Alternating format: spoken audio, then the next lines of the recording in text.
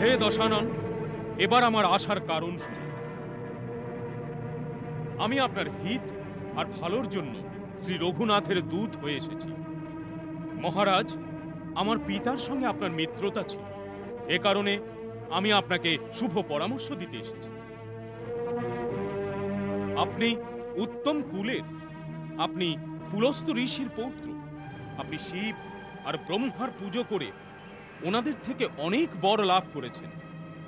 আপনি সব কাজ সিদ্ধ করেছেন, আর ওই শক্তি দিয়ে আপনি সমস্ত লোকপালকে জিতে নিয়েছেন।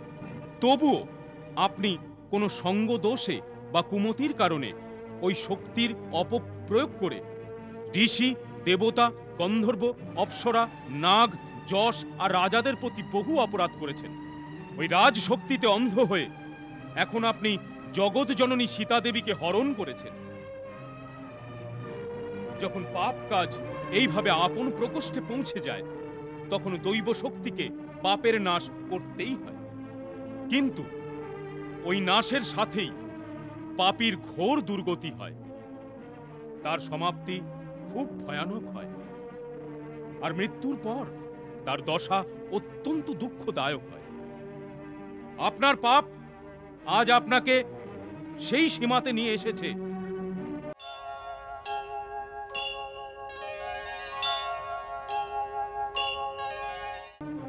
আমি আপনার ভালোর জন্য আপনাকে এই পরামর্শ দিতে এসেছি। এটাই ঠিক সময়। আপনি চাইলেই শ্রীরামের নিকট ক্ষমা চেয়ে ওনার শরণে চলে যেতে পারেন।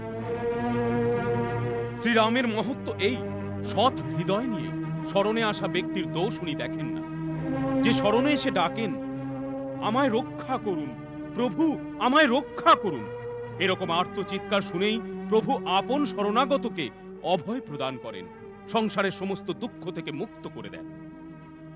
ওনার বাণে ত্রিলোক একসাথে ভস্ম করে দেওয়ার শক্তি থাকা সত্ত্বেও উনি একজন সৎ বীরের মতো দয়াকে ত্যাগ করেন না।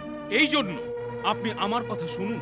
এই মুহূর্তে গলায় গলবস্ত্র দিয়ে আর দাঁতে খড়কুটো নিয়ে আপনার সমস্ত কুটুম্বদের সাথে শ্রীরামের শরণে গিয়ে মাতা জানকীকে আদরের সাথে ওনার পতির কাছে ফিরিয়ে দিন।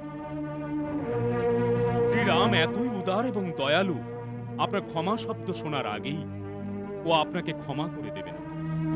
আচ্ছা, আমি ক্ষমা চাইলেই ও আমাকে ক্ষমা করে দেবে?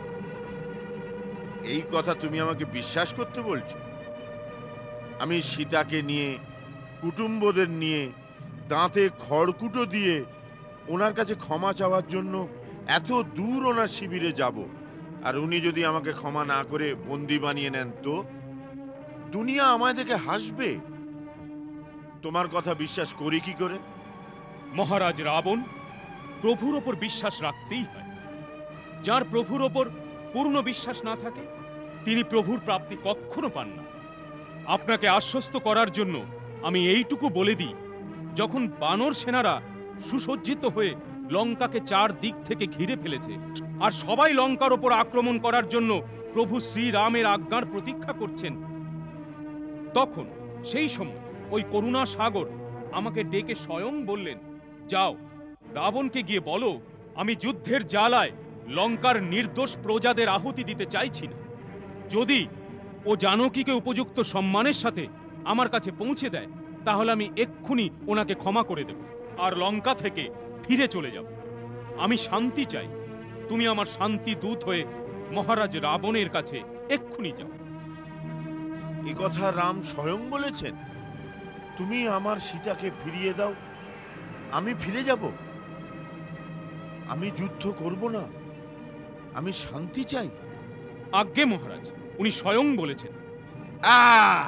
এই কথাই তো আমি তোমার মুখ থেকে শুনতে চাইছিলাম।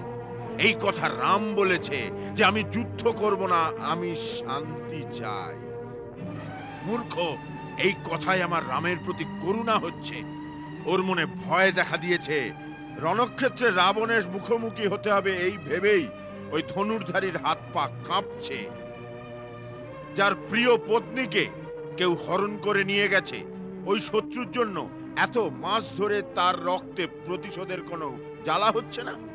তাহলে তো বীর ক্ষত্রিয়ের রক্ত নয়। ওই তোর পরমবীর যে ভিখারির মতো আমার থেকে সীতার ভিক্ষা চাইছে তাকে গিয়ে বলে দে যে সীতা কোনো ভিক্ষে দেওয়ার মতো বস্তু নয়। এমন অমূল্য রত্নকে তো আপন বাহুবল দিয়ে জিততে হয়।